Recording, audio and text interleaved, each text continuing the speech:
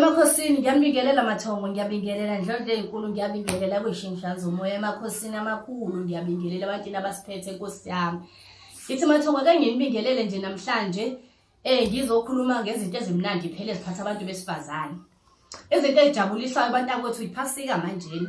Umuntu angazibeki phansi bakuthi uzothola ukuthi abantu bazilungisile, usaleke wena ubanana wabola ngenxa yokuzenza udamfu, wasala wabolela ekesini.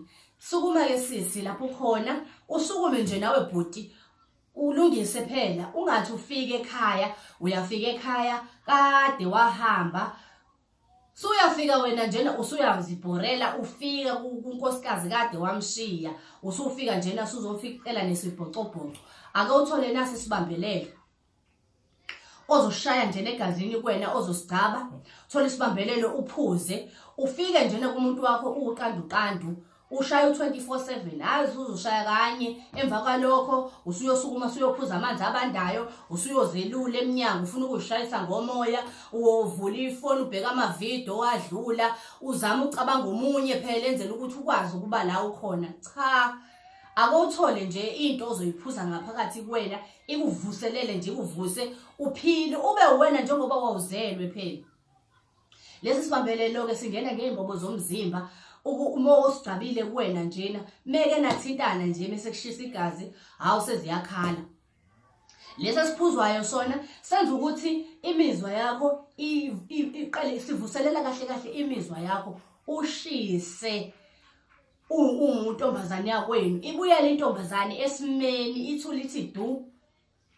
Ingaxoxa indaba intombazane mengabe uyothandaza ngaleni, uthi uyathandaza intombazane ibixoxa indaba ngala. Ayifuneki ke into enjalo ke, uzosala ke mntakwethu bekhona umakhosi ukhwashube madlala bekhona bengakusiza ngenxa yokuthi uziyekelele. Akosukume ukuthola isibambelelo ukuze phela nawe umbamba athula athi du, anganyakaza athi uthi uyafika ngalena kunozipho ngale, athi uyafika hayi ngeke eze ukuthi akuhambi kahle, engathi nangi ngale la izikhala ngakhona. Ungazithambisi uzibeke phansi ngoba uzosala, ngoba ozakwenu bona bazibekile phansi, bayazi ukuthi njengoba njena obhuti bezohola manje, beholela ukuthi bayahamba, bayagoduka, baye emakhaya, bavivile nabo ukuthi nje hayi zizotholana, zizodelisana kuyosemnyango. Usaleke wena-ke uthi nje hayi mina ngiyathandaza, noNkulunkulu ulekelele ozilekelelayo. Ngalokho-ke kusuke kufanele ukuthi usukume nawe phela ulekelele uNkulunkulu kwakunike kona, nawe-ke bese uyagcwalisa-ke phela.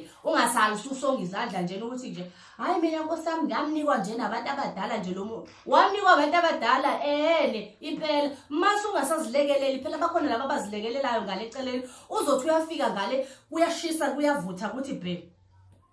Uthola ukuthi uthe bethandazile ethi sethi uyaqeda umthandazo ubuqale phansi futhi. Akudlalwa phela mangabe sekushaya izikhathi zantambama bakwethu, mangabe sekufanele ukuthi kuyolalwa kuyiwe emakamereni. Umthandazo ufanele uphakame umthandazo, ungabi phansi uthandaza into ungayizwa nawe ukuthi yaphi. Kufanele ukuthi uthandaza into oyibonayo ukuthi hayi cha impela ujule muthandaza.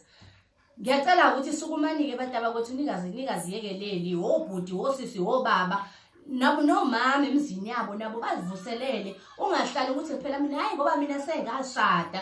Washada ini? Bakhona-ke laba bangashadile, uzophuma usushadile impela ushiye lowo muzi wakho. Bekhona phela abantu abafuna ukungena ngoba uhlezi nje lapho khona vele ababukayo ukuthi siyayifuna le ndoda, siyafisa ukungena kuloya muzi, mengaphuma yena singangena thina.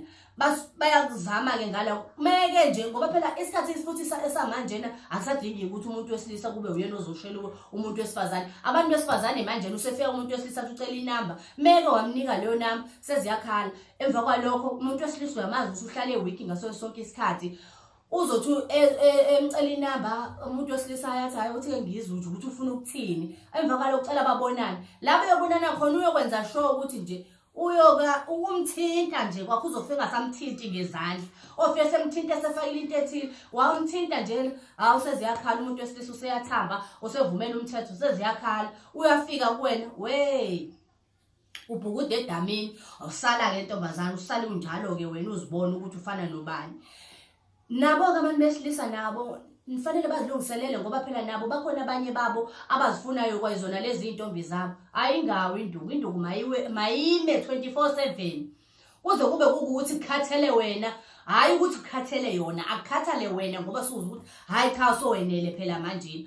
Hayi ukuthi kube iyona ezokunika inkinga ngoba phela ayifuni ukuma iqine iyathamba nje. Kuyalekelelwa abantakwethu emhlabeni. Emhlabeni azikho isikhathi sokuhlala usongeza unabe njena uthi thwici.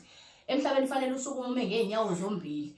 Ubheke ngamehlo wo4 wakhiphe njengoba enjalo. Ungadlala asikho isikhathi sokudlala. Kuyasetshenzwa abantu abakwethu, kuyalekelelwa. Uphene elibhithe sisi, uphene elibhithe bhuti. Nani nemoto uyayazi ukuthi mehamba emgaqweni ifuna uphinde ilungiswe amasondo, iphinde ikhenikhwe kabusha ezinye izinto esesifuna ukukhathala emzimbeni wayimoto. Nomuntu ke naye ngokunjalo ke uyalungiswa. Ngiyabonga kakhulu nisazobukela nje endaweni zonke lapho enikhona. Nibe nosuku oluhle, uNkulunkulu anibusise, nginithanda nonke.